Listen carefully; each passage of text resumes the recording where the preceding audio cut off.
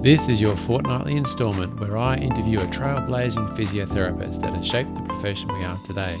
In celebrating their journey, knowledge and insights, you gain the opportunity to plan and guide your own professional journey.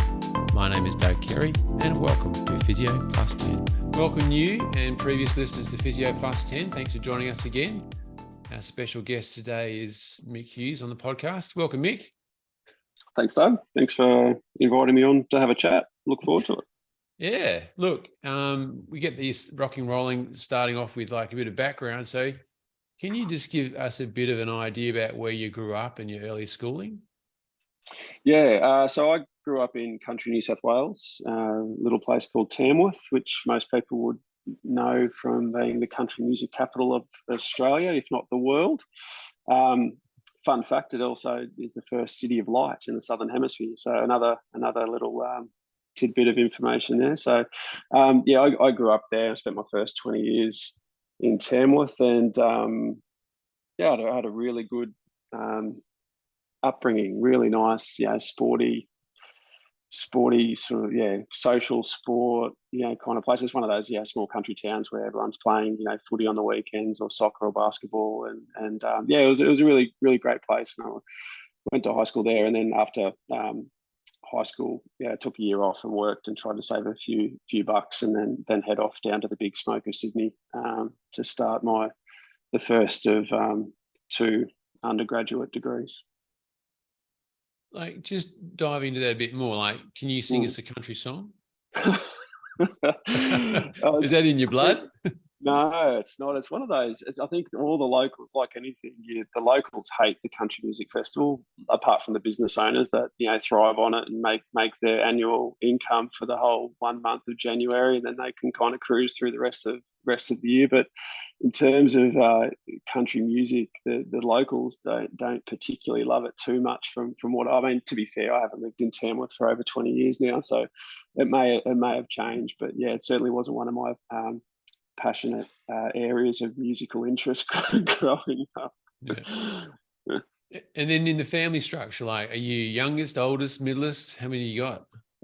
Older sister, who's 5 years older, and definitely was the definitely from an academic point of view the clever of us out of the two. I certainly was I was the younger by 5 years, so she's 5 years older. She headed off to uni. Just so I was sort of hitting high school, so I was kind of effectively a single child there for the sort of high school years, and but yeah, I certainly and the baby of the group. Interestingly, I'm the one male of all my cousins, so I grew up with just a whole family of girls. I got 12 girl cousins and a whole heap of aunties and little old me. So it was a really enjoyable upbringing, and certainly in that family aspect, the younger sibling of a very clever older sister. So you're obviously a good communicator with that many women in your community. The other thing is, in a country upbringing, it tends to bring out certain qualities in people. Would you say that you develop qualities as a kid that have led you through and guided you through your later life?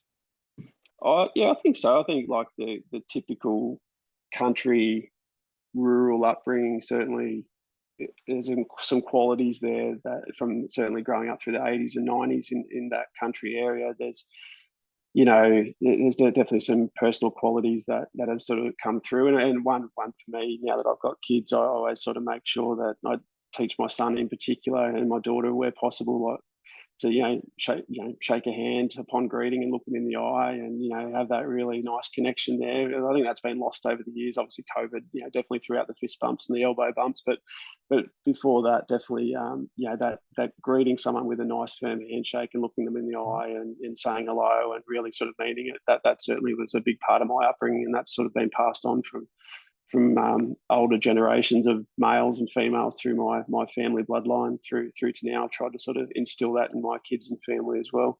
But just that courtesy and that slower pace and a bit more patience. The country dweller tends to probably take things a bit slower, and just has a bit of a slower way of life compared to the fast-paced city city lifestyle that maybe the city slicker grew up with. So even though I've certainly had the best of both worlds, living in Sydney for 5 years, living in Melbourne for 6 years, and certainly living that fast-paced life, I certainly can appreciate now that that slowness of moving to Townsville, and certainly having that best part of 20 years, having a bit of a slower paced life with less crowds and less people. Yeah. And why did you move to Sydney? What was the motivating factor there? That was I couldn't actually. Yeah, it was interesting.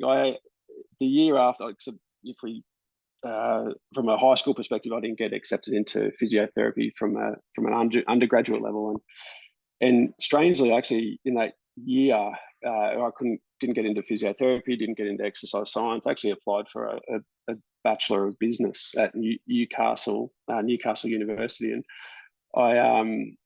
I think in my heart I was always probably going to defer that year anyway. But I thought at least I'd give it a crack, and I'd start. And I'd actually spent a weekend down in Sydney before moving to Newcastle, and I got a call from Australian Catholic Uni that weekend saying, "Oh, you've been offered a late final round offer. You'll have to pay for the year up front. You won't be able to put this on HEX, but you've got the offer here for exercise science if you want it to start next month." And I was like, "Oh, right." So I think I just ran with it. I thought it was the true career choice at that time that I wanted to take. I probably felt like even looking back, I probably would have bailed out on marketing and business, and maybe not have completed that degree because it wasn't truly my passion.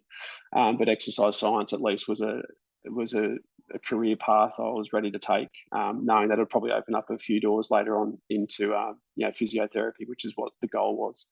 It was kind of like the only place that gave me an offer. So right time, right place, I think. And I had a good 4 to 5 years down in Sydney, and completed that degree and worked for a year and a bit.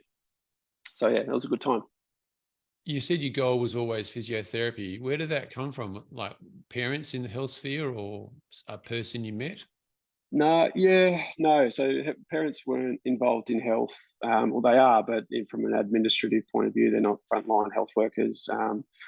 Really, it sort of came from a lot of, I think, like most physios working in sport, they probably injured themselves a few times and spent a lot of time in the physio rooms getting treatment. And I was the same. I'd played basketball, a lot of basketball, and rolled my ankles numerous times. And then I tore my PCL when I was 19. So I had a good stint of physio there. And I think that definitely piqued my interest there. But I just wasn't, diligent enough through high school to get those marks that gave me a straight entry level into physiotherapy. So I knew I'd probably have to take the long road, and definitely a grounding in exercise science was probably always going to be a good place to start. But I think the fire was burning, sitting in those physio treatment rooms many years ago, getting treated on, thinking it was a pretty cool job and a pretty good career choice. You rocked into Sydney, you did your exercise science degree. How did it move on from there? In another roundabout way, I sort of I worked for 12 months in Sydney. I then did a stint over in the UK, did a working holiday stint, as most 23, 24-year-olds do in the sort of 90s and 2000s, when you could go and have 2 years over in the UK. And I only lasted 10 months because I spent my money and had too much of a good time and wasn't getting paid enough working in a pub. The roles as a PT or an exercise professional weren't really there. It was easy just to get a pub gig and sort of work my way around the UK and do a bit of travel. So I quickly realised that I was earning more money back home working in a pub and potentially earning more money as a personal trainer back home in Australia. So I came back home with a tail between my legs and funnily enough, landed in Byron Bay. I lived in Byron Bay for 6 months while I was trying to sort of piece my life together and figure out what I'm going to do next and where I'm going to go. And that's when I applied for physio school at the back end of 2004. After getting back from 2005, after getting back from the UK. And I threw out applications everywhere all around Australia, and James Cook Uni in Townsville was the only university to give me an offer. and largely due to the rural upbringing that I had, they were very rural and remote focused. And as part of the application, you could submit some supplementary material, showcasing your rural upbringing, and that it certainly was seen as an advantage there, and especially if you said that you're going to go back rural and work one day and try and help the rural communities of Australia get better. So that's how that played out after the Sydney stint. I got finally got my dream job, or dream gig, or dream position anyway, working in getting accepted into physio school. So it was nice. It was a nice to get up to Townsville. Like climatically, I mean, you jumping forward, you're there now. We'll get to that point, but was it a big shock for a 23, 24-year-old guy to rock up to Townsville and start studying there? Yeah, hung out yeah. in Byron Bay in the UK. I drove. Yeah, it was pretty. Yeah, I drove up to Townsville in my Subaru Brumby Ute with no air conditioning, so I was acclimatizing all the way up through there. So windows down, trying to get acclimatized. But yeah, it was pretty brutal, that transition. I remember on one of the first days, because I got to college early, I was like a day or two before the massive influx. So I sort of moved on to college and met a few of the older guys there that were the resident assistants, and it was like 2 o'clock in the afternoon, and it sort of moved in. It was a bit hot. I sat in my air conditioning for a while, and ordinarily at that time of day, I'd probably go out and kick the footy. So I went across the corridor and asked one of the older fellas if he wanted to go and kick the footy outside, and he reluctantly said yes. But within 5 minutes, we were both inside having a beer, going, that was the stupidest idea I've ever had. And it probably took me 2 years really to acclimatise. I remember going to the gym for the first couple of years and just being drowned in sweat. Like, I'd leave the gym, my shirt was just absolutely drenched, dripping wet. And it probably took a couple of years to actually look like I'd wasn't so helpless and unacclimatized. But yeah, it's hot and humid up here. If anyone's never stepped up this way in December, January, February. Yeah. What were some of the highlights for studying in Townsville when you're doing your undergraduate in physio? We just had some really unique opportunities, particularly in the later stages in years 3 and 4. I got to spend 6 weeks out at Mount Isa, really central Queensland, for 6 weeks on a placement. Really seeing a part of the world and a part of the country that is quite unique, and I've never been so remote before, ever. And then conversely, also have opportunities to go and spend 6 weeks in Cairns on a placement and 6 weeks in Darwin on a placement, and just really see the differences in health, access to healthcare, and just a different way of life from what I ever sort of experienced working in Sydney at that stage. Living in the UK, I was definitely seeing parts of Australia that were probably really true blue and true Australia at its finest. And just a really interesting group of people. Often the people that you see, Mount Isa, Cairns, Darwin, they're often presenting quite sick and quite unwell, and so they're getting a lot more chronic. Their presentations often quite chronic and harder to treat. So it was just a really eye-opening experience being able to sort of do my university training up here. The group we went through was really nice too. It was only a group of 40 physios. We were in our second cohort to come through James Cook Uni. So it was a very small group of physios, which is really nice because we've all, even 10, 12 years down the track, we're all largely still in contact one way or another. So it's nice to be able to sort of still remember the people rather than sort of being one small fish in a very big pond of 100 other physios in your group. You kind of got to know each one of your mates really, really closely, and it was a really, really good group of people to come through the course. Yeah, it sounds like we've had very similar experiences. We only had about 45 going through ours, even Curtin in those days, but also touching on your experiences of travelling around the outback of Queensland sounds so similar to WA, going to Pilbara and the Kimberley, and we just have such a wide, diverse group of people that, when you step outside of that metro area, you realise that people live very different lives, and it's very interesting what they do in a day and how they get through it as well. Yeah, absolutely. You meet some really tough, resilient people, Yeah. and so, which is, yeah, very different to the city slicker that you might see, the busy CBD office worker that you might come across. Yeah, very, very different kettle of fish. Yeah. Hey, so you graduated from James Cook University. What did you like? What were your memories of first coming out as a physio? Like, what really hit you? Now, like, one day you're not, one day you are. Like, what do you remember that sort of transition? Yeah, I always felt, because I think even like I probably hit my straps physio wise, like from a student perspective in that third and fourth year when I was actually treating patients and able to sort of deal with patients. And I think from a textbook academic point of view, I probably wasn't a great, even a physio student through the first couple of years. My marks weren't HTs by any means. I was probably more so along the P's and C's. Um, but I still remember, really working in private practice because I worked in a clinic, and it was a group of clinics. There were, two directors and 5 clinics around town. And that year in particular, we employed. I was one of, I think, 6 or 7 new grads that the clinics employed, and I just felt that pressure as a new grad to, now that people are paying money, for your services, $80, $90 a pop. I certainly felt that pressure to perform. And I remember coming home every night just reading Bruckner and Kahn's clinical sports medicine just over and over again, just to really plant that, the treatment algorithms for a lot of different injuries into my brain, or reflect on a day's practice and see if I did it right.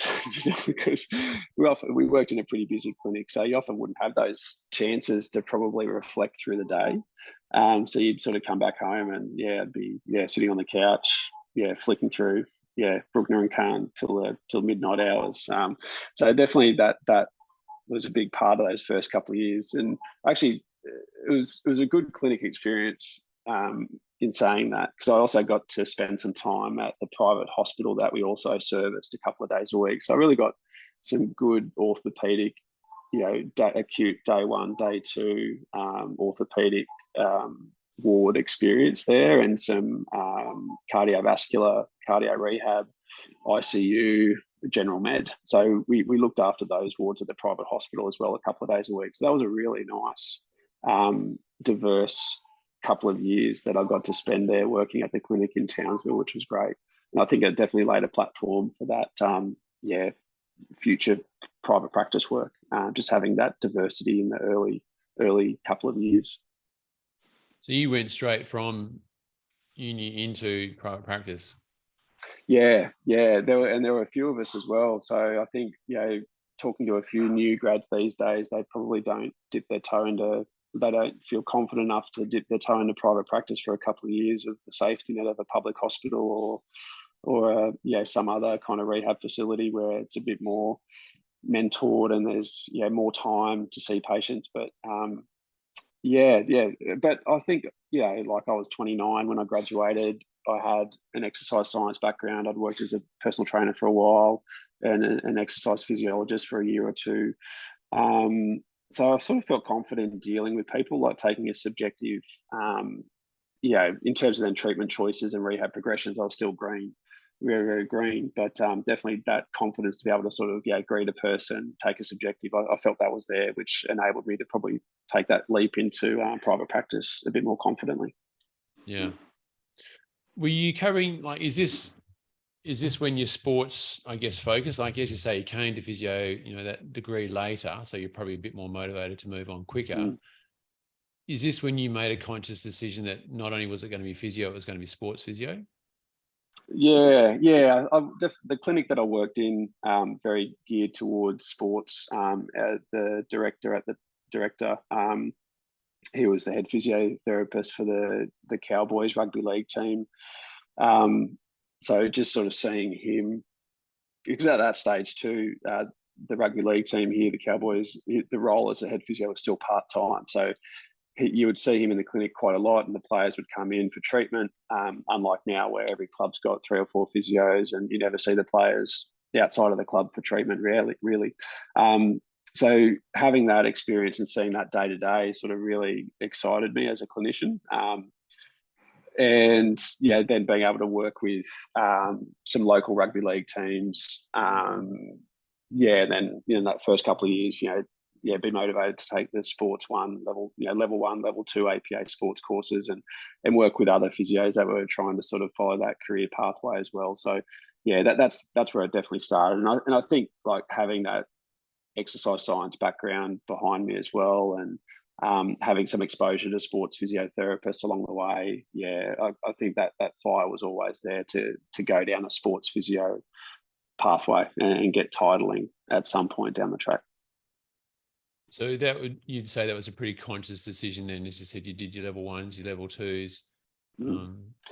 Yeah, and then at the after we moved down to Newcastle, so yeah, I met my wife in I actually met her in my first year at university, but she was studying medicine, and she was at the end of her medicine undergraduate training, and I was starting physiotherapy. So our trains were going potentially in different directions. So we re-met then at the end of my second year working. So, and by then, she'd been working as a doctor for a few years, and so she had to then sort of make a move to a different hospital to train. And so Newcastle was that choice. So we moved to Newcastle, but I also started at the end of that third year of postgraduate sports physio, and I took that down in Newcastle as well. So I'd sort of set those things in motion, and then continued that with the La Trobe graduate certificate in sports physio, which then complements the master's program as well. So I was able to sort of take that on the road, so to speak. And where were you working when you got to Newcastle? What was the gig for you there? Yeah, so it was another sports clinic. This time soccer focused. So definitely rugby league, heavy in Townsville, and then conversely moving into Newcastle is very soccer based. We looked after the Newcastle Jets academy program effectively, so from the under 10s all the way through to under 18s, and then there were a couple of physios that were linked with the senior team and the under 20 youth team as well, and the women's team. So we had a really strong sort of connection there. Cameron Bullis was the director there at Advanced Physio, and it was a very lower limb focused practice. Townsville was a good mix of both lower limb and upper limb. But yeah, I'd say a big chunk of my work as at start my career, years 4, 5, and 6 really were very lower limb focused, with a lot of soccer based injuries.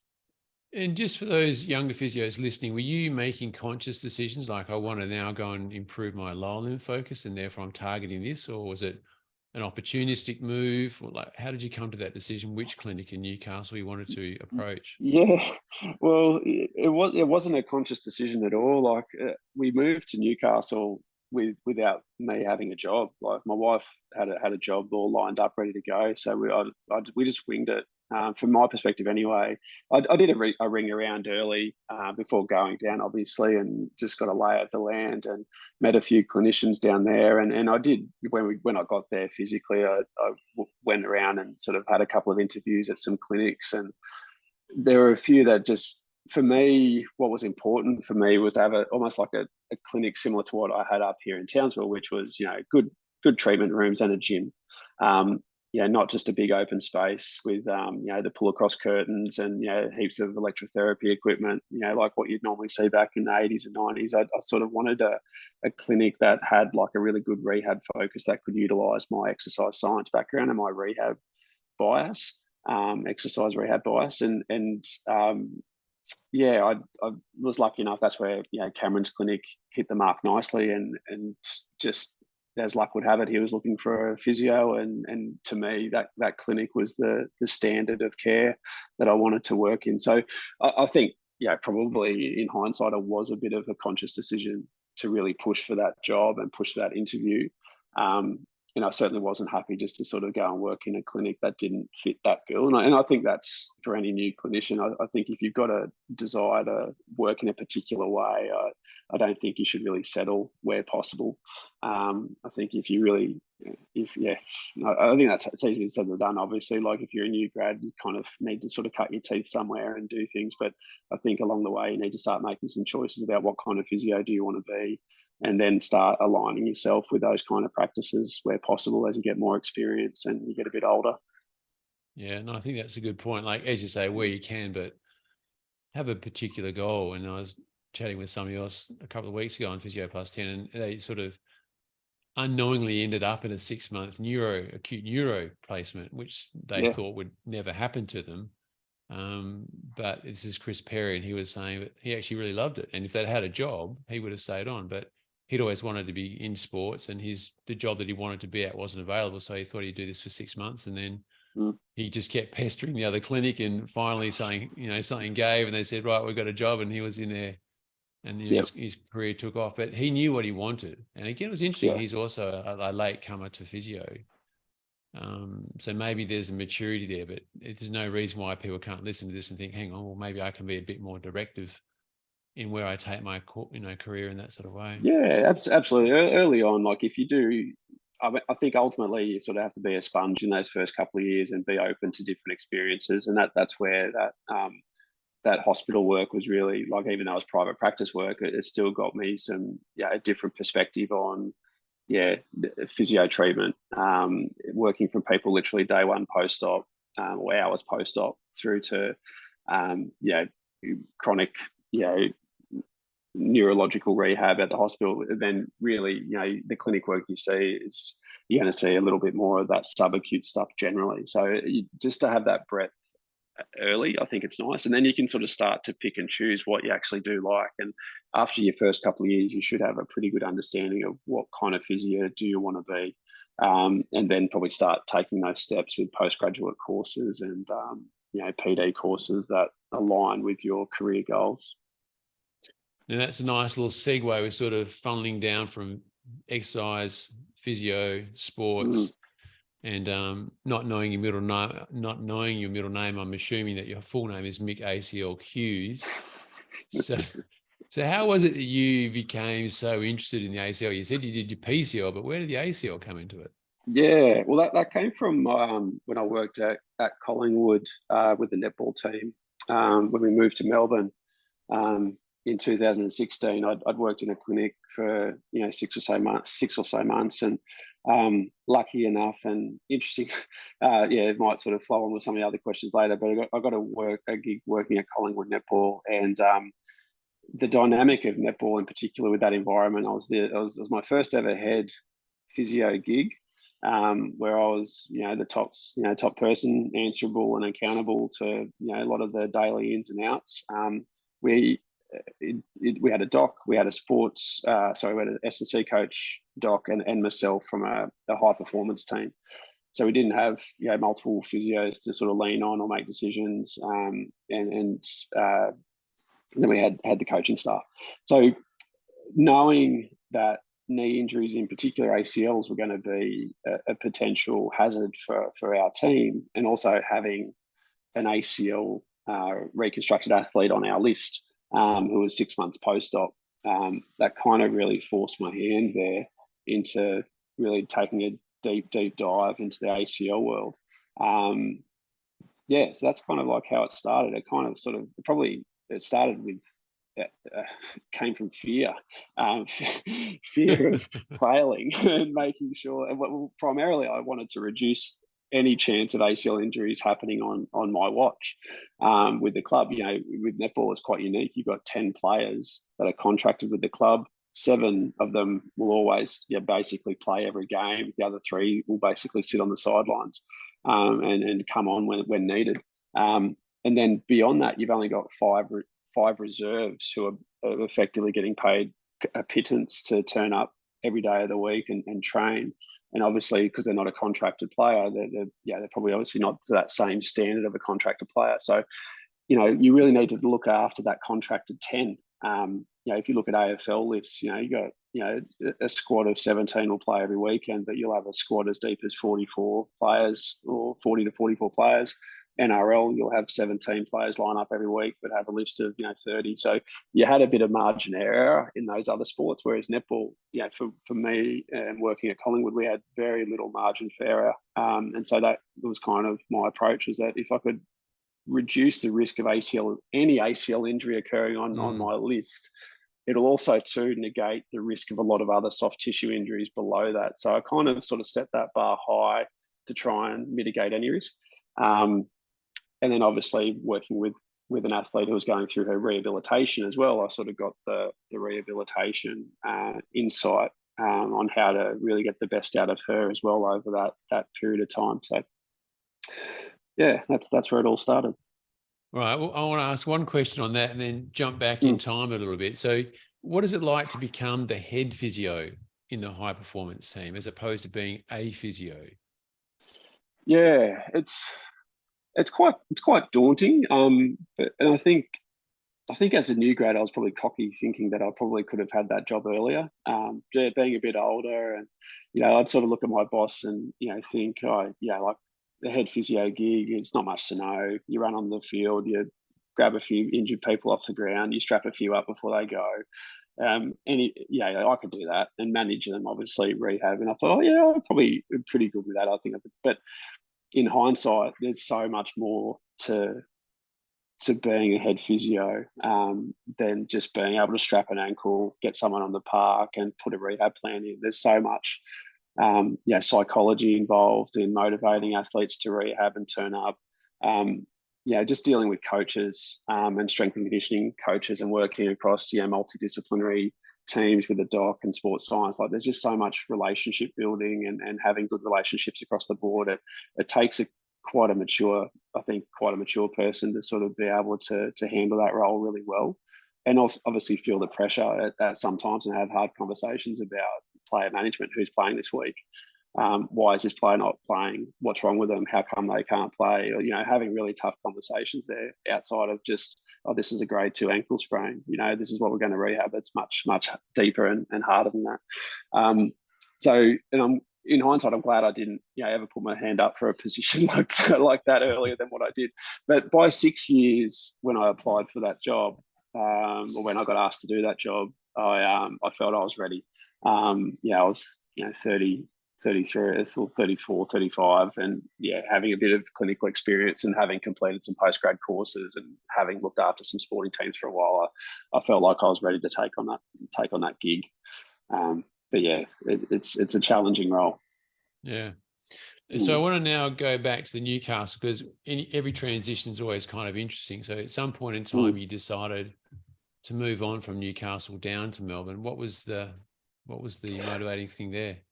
Yeah, that was my wife's. Your lovely wife again. Yeah, I just follow her around the countryside. So it's but that's the beauty of our relationship. Like there's a lot of give and take, especially like all throughout the years. There'd be periods where obviously when we're having our kids and she was staying at home, and then I could work a bit harder and push a bit harder when she was home for 6 months, and then when she went back to work, I could sort of, take a bit of a step back. So it's definitely it's a really good, healthy, relationship there from, push and pull. But at that stage of her career, she had to go and go train in another hospital as well. They, medicines, like that, you have to really move on every so often.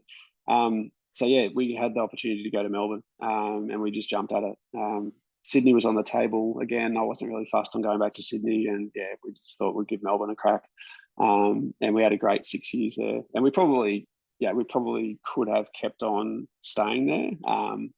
But we sort of came to a stage of our life where we just thought family and a better quality of life for our kids and ourselves was certainly much more important than trying to sort of thrash away in Melbourne for another 5 or 10 years. So how did you choose your clinic in Melbourne? Was it quite a same thing? No curtains, big gym? Completely winged it. Yeah, completely winged it again. Same process actually. Moved down to Melbourne without having anything locked in. Interviewed at a few different places in my first week or so down there. Just really... same process. Good clinic. Good mentoring. At that stage, I was probably a bit more interested in mentoring and working with some more senior physios, senior sport doctors, and just to complement my sports physio career path. I was lucky with my eventual choice being Melbourne Sports Medicine. the four directors there of Melbourne Sports Medicine all had lengthy careers working at North Melbourne Football Club as both sport doctors and sports physios. So that was a huge sort of like for me, that was probably the major decision that sort of got me over the line there, because I felt like I could lean on them for a lot of experience and help in progressing my career forward. And I really liked, and having interviewed a couple of different places too, I liked how they really gave me a license to basically operate a business within a business. They sort of said, look, obviously we'll try and get you new patients or whatever, but you've got a bit of a license to kill here to promote yourself how you like. Promote yourself how through emails or blogs or newsletters, or go and visit GPs, or go and do this, go and do that. If you want a particular subset of person that you want to see, like you've got an interest in necks, shoulders, backs, hips, whatever, we'll facilitate that. But we're also to really encourage you to go out and drive that yourself, rather than sort of wait for patients to roll in the door. They really gave me that push to get out there and basically operate a business within a business. It was really nice. So how did you take that, and what did you run with? It was pretty daunting, because I had, up until then, I had the luxury of just being an employee for 6 years, and just sitting around, getting paid an hourly rate or a percentage, and really didn't have to sort of work too hard. But I saw it as a really good challenge, because I honestly did want to start honing my list, because interestingly, in the first, the Melbourne CBD practice, and at that stage, pre-pandemic, we've got a busy CBD workforce that would come in, usually sore neck, sore back, sore shoulder. And so, having worked largely with lower limbs for the previous 6 years, I was now seeing a lot of stuff that I didn't particularly love seeing. The new person with a wry neck and low back, and and that kind of also too was really good, because they did encourage that from the outset. They say, if you don't like what you see, then of course you can really sort of start pushing what you want to see. So I took that on board really nicely, and obviously went and watched a few surgeries as I've tried to sort of get in the habit of doing when I moved to a new place. Go and meet the local surgeons, and so obviously selectively chose a couple of knee surgeons to go and watch them do ACL reconstructions, arthroscopes, total knee replacements, that kind of stuff, and just meet people. So I had no connections in Melbourne. I hadn't lived there previously, hadn't studied there, hadn't done placements there, so I knew absolutely no one. So I just took that on board and ran with it. And then at the same time was discovering LinkedIn had a more powerful feature than just using it as an online CV. I started to have a feed, and you could post things, and I saw a few people share some recent research articles, and I was like, that's probably a good way to go about sort of subtly self-promoting yourself. So I started connecting to all these Melbourne physios and Melbourne sport doctors and Melbourne orthopedic surgeons to try and get that referral network coming in, because I figured if I'm sharing stuff that I'm reading and writing about and enjoying, people will probably start seeing me as a person who knows their stuff, and so I'm going to send them some work and help my patients. So that's sort of how that all sort of started in the beginning. Well, that just leads into that the next sort of big question that you've definitely built an online or a social media presence, and I notice that we look at Facebook, it's about 37,000, but I notice that we've got about 1,500 mutual LinkedIn connections. For those interested that are listening to this and want to build their social media presence, what was your initial goal? I think you sort of explained that you wanted to develop a network, and as you say, you had nothing in Melbourne to start with.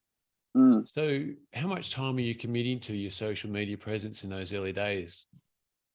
Yeah, quite a lot. I sort of reflect on it. I was spending a lot of time, working in the practice as well. There was a lot of times where I wasn't seeing patients. So my approach to downtime in the clinic is, if I wasn't seeing a patient for a good 2 hour, 3 hour block, I wasn't there really to make friends, as much as I was. It's been nice to be social and sit around the workplace and talk to your mates and that kind of stuff.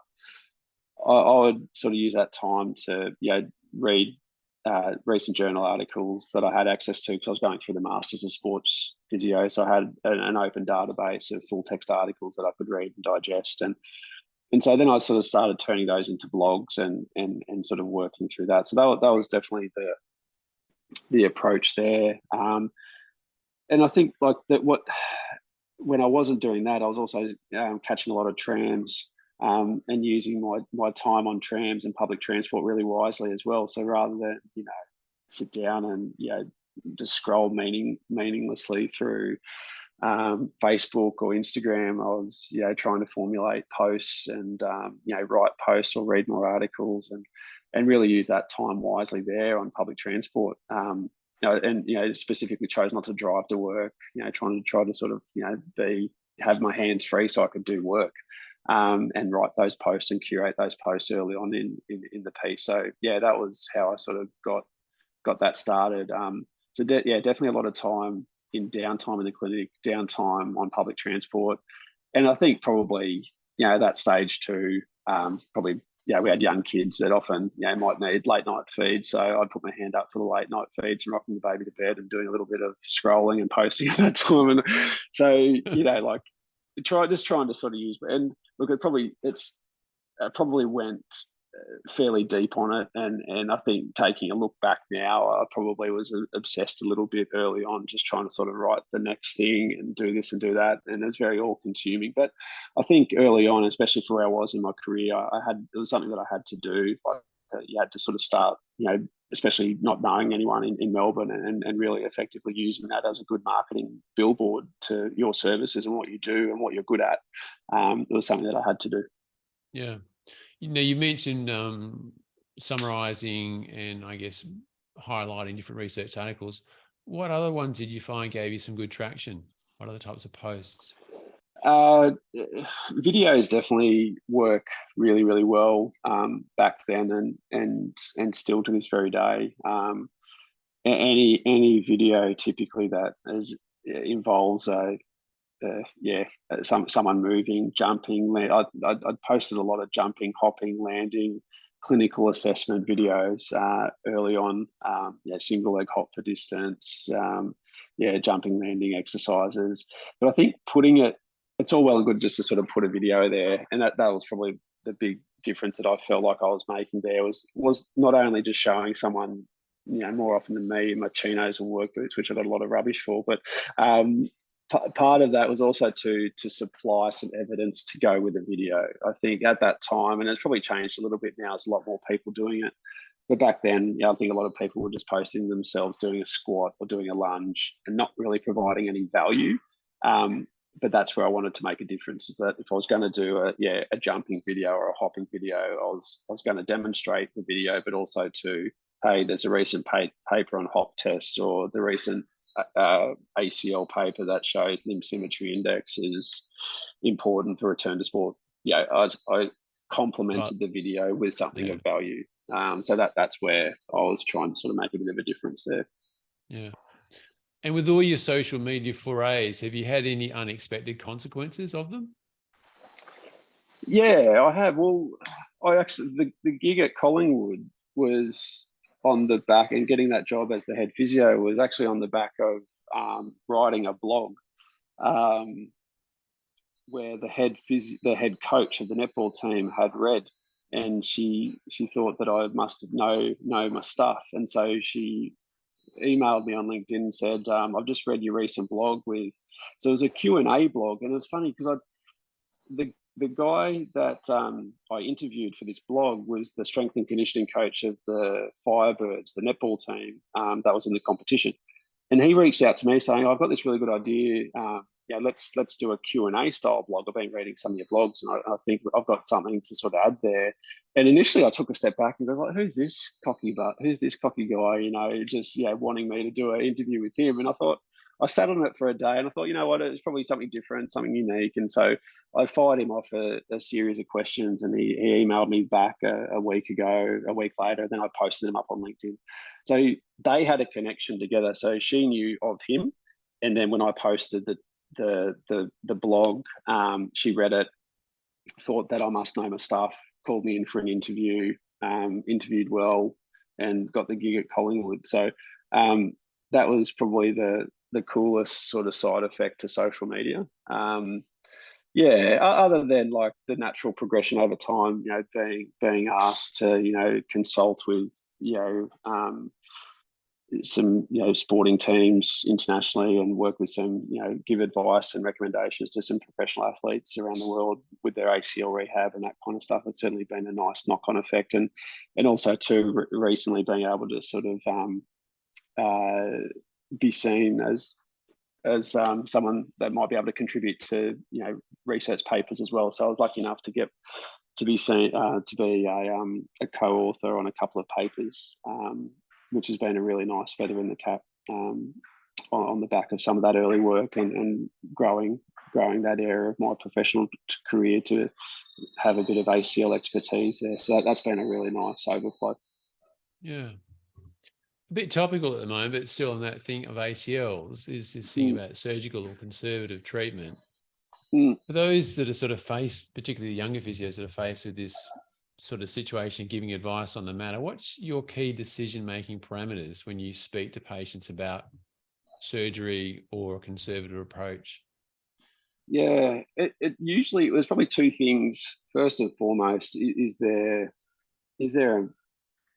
are there concomitant injuries that need surgical attention early? Yes or no?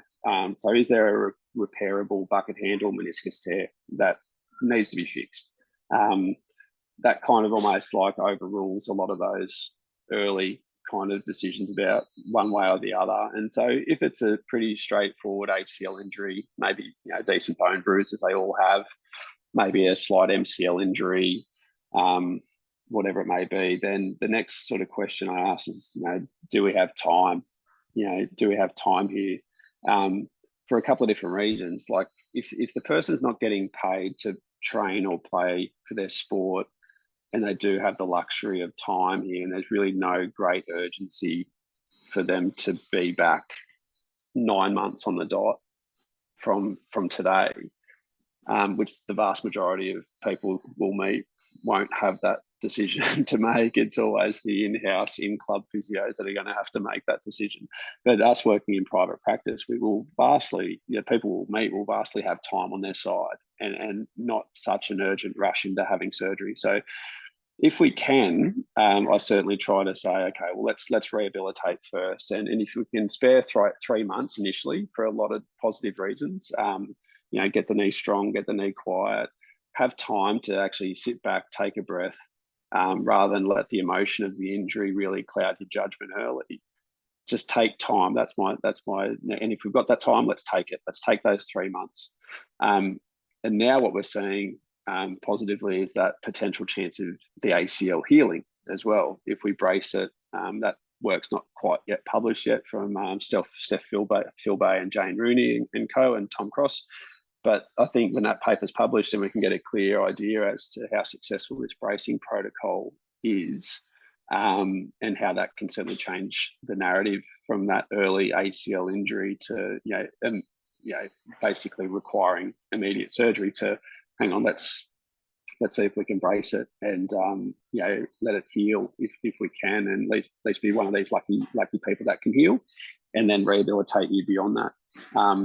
So that's kind of like where that conversation for me goes, and has started to evolve quite nicely. But it's a tough decision. Like, it's a tough conversation to have early, especially from an early career physiotherapist who probably just doesn't have that same depth of knowledge and that ability to take the time in a clinical consult to actually take 45 minutes to an hour to actually talk the person through these all important steps. Yeah. Well, as you say, it's a massive decision. And I think the other thing also is we've, apart from like a lot of stuff in Scandinavia, which is saying they work alongside surgeons with physios, and they've got those experiences of saying, well, quite a few people in their ADLs can get by sufficiently without the ACL. Whereas here in Australia, I think we've #1 surgical country in the world for ACL. So we've tended to move straight down that, well, it's torn, let's repair it. And there's never really been a discussion in between. And that sounds like it's evolving now, which is good. I think so. I think it will still take probably another generation of surgeon and doctor to change that narrative a bit better here in Australia. I think we've still got a lot of, primary healthcare clinicians that are still, ACL injury equals surgery. Mm. And I think that'll change slowly but surely over the next 10 to 15 years, hopefully. But I think we'll still see a lot of ACL reconstructions being performed, Yeah. some quite unnecessarily. Yeah, well, we've seen it happen with back surgery. I know that's definitely, you don't jump in there and do a laminectomy, disectomy automatically. They sort of realise that that's not necessary for a large number of people. I think it's evolving in the shoulder area as well, and even knee arthroscopies have dropped off, the cliff as far as numbers are performed. So perhaps ACL is the next one with you leading the charge with Jane and crew. Yes, yeah, well, let's hope so. It's it's an exciting couple of years ahead, I think, in that ACL space. Now, we've just about come into the end of your Melbourne trip. I'm not sure if I should ask you whether your wife got a request to transfer to Townsville, but before you leave Melbourne, was there anything else that you particularly wanted to sort of talk about as far as in your career as a sports physio? Well, I think what Melbourne was a great. It was a great. It's effectively the sporting capital of the world. It's you've got so many different sports there, and definitely a lot of multicultures that bring their own sports from different countries as well. So it's just an absolute mecca of sport, and obviously then subsequently sports injury. And from an ACL perspective and a treatment perspective, I was lucky enough to see a high volume of them in Melbourne, and I'm forever grateful for that, because I was just I'd probably see 80% of my list would be ACLs, day in, day out for the last probably 2 or 3 years in particular, even including the pandemic, even though we switched to a lot of telehealth rehabilitation. But also too lucky enough to sort of treat people interstate or overseas via telehealth as well with their ACL. So that was a really great opportunity there. But also too, coming to an end in Melbourne, I was also too also quite happy to make that change, and head back up north to Townsville. But it was a great time in Melbourne. I was had a lot of great experiences, great opportunities that sort of came away, great people I met.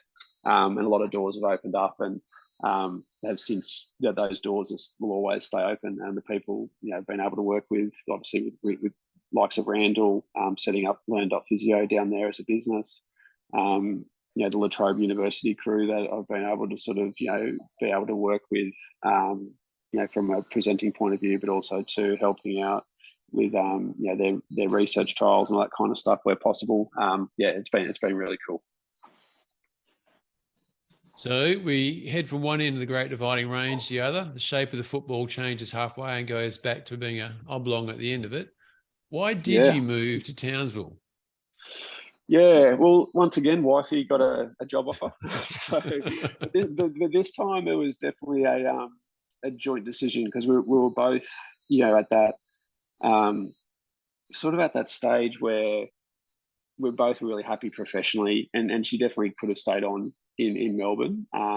She'd finished her training. She was now a consultant, and we could have basically picked. She could have picked a hospital down there and got a really fulfilling role, and we could have stayed there, and I could have obviously kept on punching along down there. But we were probably a bit burnt out by the pandemic. By the end of 2021, we were both pretty burnt out by the whole thing, especially her with her workload. And it wasn't the main thing that got us over the line, but we're also too, and we knew that the pandemic would be over one day and things would go back to normal, and Melbourne's a great place to sort of live. But it really came down for us, like we're both, I just turned 40 at that time, and she's mid-30s. We hadn't bought a house. We've got kids that are just about to start school. And it's like we'll never buy a house down here, even though we're both two working professionals. We'll never sort of buy the house that we want. And we just sort of looked at a few things like that, and we looked at also too just family connections. We had no grandparents that lived there. We had no aunties or uncles for the kids and cousins. So it all really came down to family and lifestyle for us to move back to Townsville, and cost of living and quality of life. So that was the big sort of tipping point, and we sort of came to a point where we probably could have had a similar offer on the table from her work perspective back up here in 5 years' time. But then when we look at it, it's like the kids are now 12 and 10. they've just now got through most of their primary schooling. We've now potentially bought a house that we've got to sell. It's just going to be a lot harder to do in 5 years' time than what it is to do last year. So it came down to, let's just choose our hard. It's going to be hard either way. Choose our hard, and we took the least of the hard options. So the kids at that age they were more excited to go live in Townsville and be closer to their cousins. So that was a pretty big selling point for us, without them kicking and screaming. So that was cool. And yeah, because we had some time up here in Townsville a long time ago, a lot of our mates, if they hadn't moved away, they actually had stayed here and grew families up as well. So we quickly rediscovered some old friendships and rekindled some old friendships up here. And now, with kids coming along from both sets of the friends, it's been really nice. So, and having some family members nearby has also been great to get back up here. Yeah. Okay. Changing gears, a few little quick questions. What's the hardest lesson you've learned as being a physio? I think the hardest one is from an ACL perspective, is that you can't prevent all ACL injuries. And probably if you take a wider look at it, sometimes you can't help all people. But specifically ACLs, like I talked about how I tried to prevent all ACL injuries occurring within the netball club, but unfortunately our player who was going through rehab had a contralateral injury not long after she returned back to sport following her first one. And I took that pretty hard. Like sort of very emotional about that, and sort of always thinking at the time I was going rummaging back through the notes and sort of going, what have I missed? What didn't I do? What should have I done? Like you take that personal guilt on board when someone has a re-injury, particularly when you're working in a club and it's quite insular. Like a lot of the things that, your perception of what people are thinking about you and your own insecurities really come to the light. And you think there's someone's pointing the finger and blaming, but they're probably not. But in my own head, there was a lot of sort of that going on, which, there wasn't. That was probably the biggest sort of toughest lesson as a physio, sort of just really realizing that early on. Because in clinic land, like if someone re-injures their knee, you probably won't see them again. They might come back to you because you had a good rapport with them and they trusted you, and unfortunately it just happens, and these things happen. But some people you'll never see again, and that's probably is sometimes a bit easier when you work in clinic, because sometimes you may not even see the re-injuries, but when you're working in a club you'll see them, and you'll have to sort of deal with those people every day. I think that's, like that word you just said right at the end, every day. I think that's the thing. It's every day. It's in your face. Like you literally drive to the clinic or the club, and you open up the door and there's that person. You go, oh gosh, what did I miss? So how did you manage that? Like, how did you get over that? I spoke to a lot of other working at Collingwood. Luckily enough, they just got they had 3 or 4 head physios that worked for the AFL club. So sitting down and sort of reflecting about what their processes were, whether or not I could have done something different. Obviously, talk to the coach, talk to the player. Just sort of laid it all out on the line. But it took just a lot of conversations, and in the end, it was probably a lot of reassurance from other people to say that it wasn't your fault, even though you're probably feeling it. So it just took a bit of time. And funnily enough, like only last week, I had a mentoring session with a physio from New Zealand who's just said the exact same story. She's working in a club and she's just had a re-injury of the graft. So she's going through those same processes as what I did, 5 or 6 years ago. So that was cool to be able to sort of help her try and start that process there and try not to blame so much. Hopefully she gets there. But that was probably just took time. And and even since then I've looked after patients in the clinic that have had re-injuries, and gratefully they've been able to come back to me and see me again, and not sort of feel like I've done them bad or I've done a bad job of their rehab. They've sort of really believed what we did the first time was the right thing, and they just understood that sometimes it was just bad time, bad place kind of thing. So that's probably been the toughest lesson learned as a physio. Yeah, that is tough. For $200 or less, what's your best book or app or anything you've purchased to help you on your career pathway?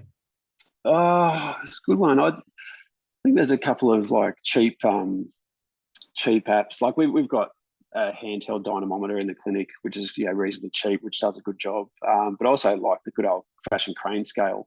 When I'm doing a knee extension test, you can get some really decent figures there just from a good old fashioned crane scale that you'd use to weigh luggage, weigh food. You just got to rig it up the right way. It won't basically stop. Unlike these fancy handheld dynamometers where you'll see the peak curves and all that kind of stuff, and it won't sort of spit out at you that peak effort. You'll have to sort of get down closely and see what the highest number gets to when they're trying to do a kick. But from a rough and ready point of view, those crane scales are pretty handy at measuring quad strength and hamstring strength. App based, there's a couple of really nice cheap apps I've used previously too. Calf raise app for about $3 on the App Store, I think, or it might even be free. Basically counts how many calf raises the person can do and actually measures how high they're going and measures their fatigue over time, which is pretty cool. And my jump app, I think it might be $15 one-off purchase, and you film. It measures how high your vertical jump is. It can measure a couple of little things there too. So yeah, for my patient list, a couple of those app-based tools are pretty good, and I've found them handy. What would you say is your most out on the limb decision that you've made in regards to your career, and kind of what was the outcome of that decision? Probably saying, probably partnering up with Randall Cooper, and really probably taking a more non-clinical role with my physio career, and certainly spending more time working on the online education business with Learn.Physio, rather than just trying to drive down a 9 to 5 clinic list and work towards being a practice owner, which I think initially when I was an early stage career physio, I probably envisioned myself owning a bricks and mortar practice. And I quickly realised the spend on that's going to be quite significant. I just didn't have the money to do that. Whereas when Randall and I were meeting early and having some discussions about the Melbourne ACL rehab guide, and then filming some masterclasses, it kind of all it all sounded really low risk. To this day, I haven't gone into my pocket to spend $1 on what we're sort of built with Learn.Physio. So that's been probably having that leap of faith is probably been the biggest sort of thing from a physio career, to say yes to that process and devote a bit more time to a non-clinical side, but an education based side, rather than trying to sort of invest in a practice. That's been the biggest gamble, I think, in my physio career to date. What 3 things stand out for you professionally so far in your career? Working at Collingwood was definitely a sort of career highlight, even though it lasted a year. And I'm actually quite comfortable in saying it only lasted a year. And because after that first year, the birth of our second son sort of came along at the end of that first year, and I just felt like I couldn't commit time-wise. But even stepping back beyond that, I had that year working at Collingwood, and I just felt like, I've lived that experience. I didn't particularly love the loss of weekends and the loss of training, going to trainings and all that kind of stuff, and having a bit more sort of passion to sort of be around the family and friends. But that 1 year at Collingwood was great. It sort of ticked that career box for me. But also to open opened a lot of doors for me professionally, meeting the people that I've met within the club, but also too at the AFL level, but then also too beyond that, work, meeting other, traveling interstate, meeting other physios and developing those networks and connections all around the countryside was really cool. So that definitely was probably the highlight to date. Being able to present at some conferences has been really cool. Being able to go to New Zealand and present at a conference on ACLs and do a couple of local ones in Australia. So that certainly would be a second one. And just I'd say just the people that you get to meet with those doors that open up for you, being able to talk to Jill Cook about Achilles tendon, over over a cup of coffee at this SMA conference, talking to Peter Brookner about cricket and soccer in Liverpool. Having met them previously and then sort of seeing them again and actually have a deeper conversation than saying, oh Peter, fanboying over Peter and Jill about, their work. You actually get to see them a bit often and actually get to talk to them a little bit more, and you can build those relationships. That's been really, really cool to be able to sort of develop those relationships with my physio idols that I sort of grew up admiring. So having that as that's been really cool. If you could step back to your younger self, what sort of 3 bits of advice would you like to pass on, knowing what you now know? I think first and foremost, it's okay to fail. That would probably be my sort of major tip. I wasn't a perfectionist by any means growing up, far from it. But I think, the failures that I've had, I've been able to learn from and make myself a better physio. So I always probably saw failure as failure, but you can actually get a lot from failure and learn a lot from failure. So I think that's probably been one important life lesson. My English teacher, number 2, my English teacher was right, would be my second. So I used to hate English. I used to hate the essays. I used to hate reading books. And she'd always used to say, you're going to have to use these skills one day. You're going to have to read books. You're going to have to write essays. You're going to have to, formulate arguments. It was like, nah. So she was right. It's been, I wish I probably spent a bit more time, in year 10, 11 and 12 honing my English skills. I think I'm catching up late, but I probably could have used them a little bit earlier on in my career. And then probably as a young physio, I think if I could go back and talk to him, I'd probably say, just keep an open mind about, your sporting choices, from a sports physio mindset point of view. Still, I probably was really dead set on being the Australian cricket physio. Even though I worked in rugby league, I just had my heart set on being the Australian cricket physio, touring the world and following cricket. But those experiences in different sports certainly allow you to be a better physio eventually. Like if I hadn't worked with rugby league and dealt with concussions and shoulder injuries and a few ACLs, I wouldn't have been able to take that to Newcastle, where, I saw a lot of lower limb injuries and a few concussions. And then I wouldn't have been able to take that to netball, which is a sport I'd never dreamed of, thought I was being ever involved in. And I sort of worked at it at the highest level here in Australia. And to be able to sort of take those previous experiences and take them to netball was really cool. So yeah, a younger version of me, I'd probably tell them to sort of, take every opportunity as you can. Looking forward, where would you like to see the profession of physio going in the next few years?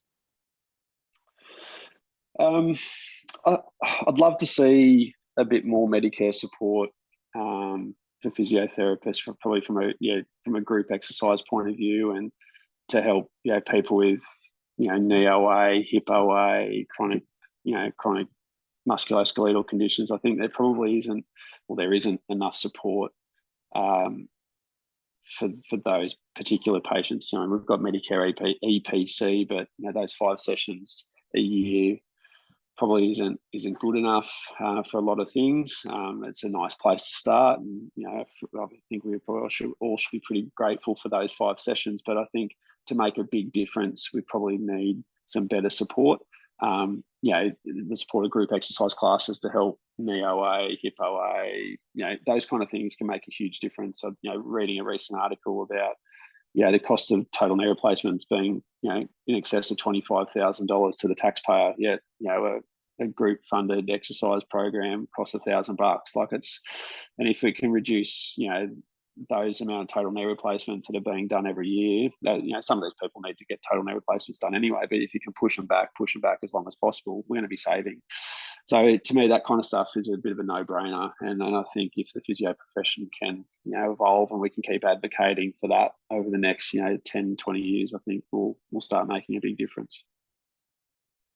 Yeah, I want to put my 2 cents in there too. We're talking about the GLAD program here specifically, and we do that here in Espins. And it just, I know, and topically at the moment, I guess, as well, is that they are doing a big Medicare review, and it just seems crazy that, I know the medical profession is considered the gateway to the Medicare pot of gold, but I think at some point in time they have to start evaluating the effectiveness of that. And the DPC plans are a classic. Half the money goes to this documentation process, and then the half goes to providing the treatment. It just seems a crazy, admin fee for a service which is not being actually provided by that sort of component to it. So and the glad would be good. As you say, 25 grand for total knee or total hip, and it's $1,000 for a 3-month program.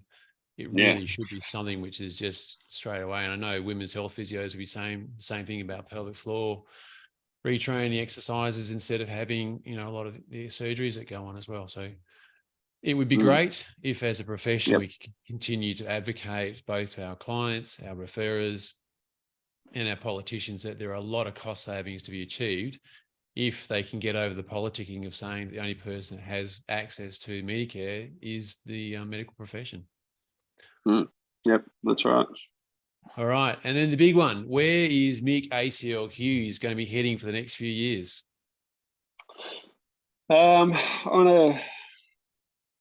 Professionally, I'm probably going to spend a lot more time, sort of, especially the next couple of years, dedicating it a little bit more to growing Learn.Physio and growing that sort of side of me and the little business there. Look, Townsville is a great place, and to be able to sort of to be able to do that from Townsville has been really good. To be able to sort of still play an important role there on the other side of the country, and have some of our team members down in Melbourne sort of running things on a day-to-day basis is quite cool. But we're not going to move anywhere from Townsville. Clinically, it's going to continue to grow. Obviously, the first 12 months in any kind of clinic, if you move around, you're going to take a bit of a hit to your clinical caseload. It's going to take a bit of time, and then I'm going to sort of find that myself. Over the next 12 months, it will continue to grow. I think I just need to sort of take a different level of expectation with the amount of ACLs that I see. I need to probably take a bit of a step back and be happy with probably about 50% of my caseload, maybe even less than what I was seeing in Melbourne. But that's okay. That's something that I'll work with. And I think I'd like to sort of do a bit more mentoring, to some young clinicians out there that may be either stuck in a bit of a career rut or not really knowing how to manage their own ACL injuries. And I certainly open myself up to a bit more mentoring. I think that would be a good way to give back to the young physios out there. Great. Well, thanks very much for joining us on Physio+10 this time, Mick. And you've, as you see, you've travelled the East Coast from top to bottom, and you're back in the top end again. And they're very lucky to have you there. So thanks heaps. Wish you all the best. Thanks, Doug. It's been nice chatting, mate. It's nice to have less of an ACL focus, mate. It's been nice to sort of have a chin wag and share a different side of what I do. So that's cool. No, thanks for the opportunity. Good on you. Thanks so much for listening to this episode of Physio+10, in which I trust you gained some valuable insights. It'd be awesome if you could leave your 2 cents worth as a review or rating of this podcast, and I look forward to sharing the story of another trailblazing physiotherapist with you in 2 weeks' time. Stay safe. Bye for now.